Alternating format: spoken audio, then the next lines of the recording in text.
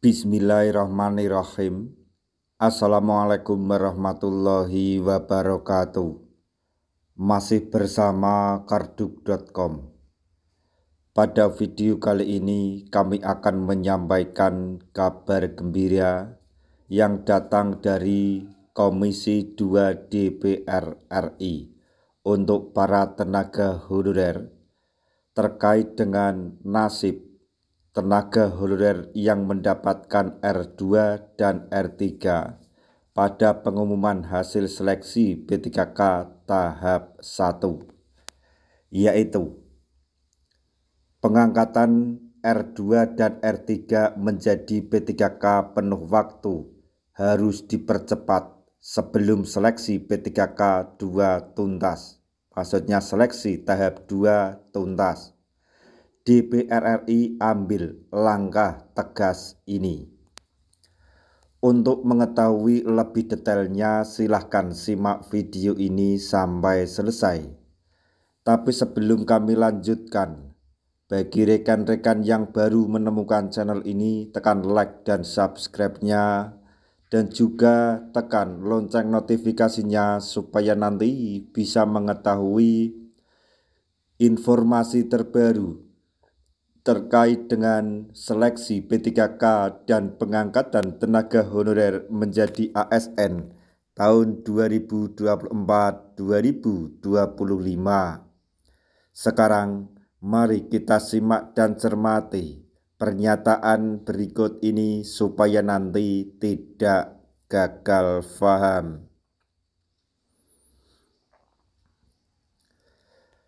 Tenaga honorer R2 dan R3 saat ini tengah memperjuangkan nasib untuk bisa diangkat menjadi P3K penuh waktu. Sebagaimana diketahui, tenaga honorer dengan kode R2 merupakan non-ASN yang masuk kategori XTHK2 atau honorer K2, namun tidak kebagian formasi pada seleksi P3K tahun anggaran 2024 tahap 1. Sedangkan untuk kategori R3 merupakan tenaga honorer yang terdaftar di database BKN yang juga tidak lulus atau tidak kebagian formasi, tidak lulus perangkingan dalam seleksi P3K tahap 1.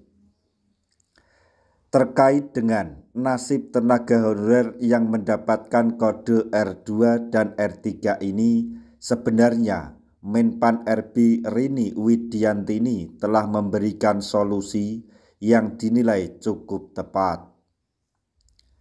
Adapun solusi dari Menpan RB untuk tenaga honorer R2 dan R3 adalah akan diangkat menjadi P3K paruh waktu. Dengan diangkatnya menjadi P3K paruh waktu, mereka tetap bisa bekerja di instansi pemerintah tanpa harus khawatir akan dirumahkan atau di PHK. Namun, rupanya solusi tersebut alami penolakan dari tenaga honorer yang mendapatkan kode R2 dan R3 karena dinilai tidak sesuai dengan pengabdian yang telah mereka lakukan. Salah satu sebab penolakan tersebut karena dengan diangkat menjadi P3K paruh waktu, mereka hanya menerima gaji dengan nominal yang diterima saat ini atau saat menjadi honorer. Penolakan status P3K paruh waktu tersebut disampaikan langsung oleh Aliansi Tenaga Honorer R2 dan R3 dalam aksi demo pada tanggal 3 Februari 2025 lalu. Dalam aksi tersebut, tenaga honorer juga menghimbau pemerintah untuk mempercepat pengangkatan R2 dan R3 menjadi P3K penuh waktu tanpa menunggu seleksi P3K tahap 2 tuntas atau selesai. Terkait hal tersebut, anggota Komisi 2 DPR RI Mardhani Alisera turun tangan untuk memperjuangkan nasib tenaga honorer dengan kode R2 dan R3. Mardhani Alisera mengirimkan surat berisi 3 poin penting kepada Kementerian Dalam Negeri atau Mendagri dengan rincian sebagai berikut. 1. Pemerintah harus segera melakukan percepatan optimalisasi formasi khusus untuk tenaga honorer R2 dan R3.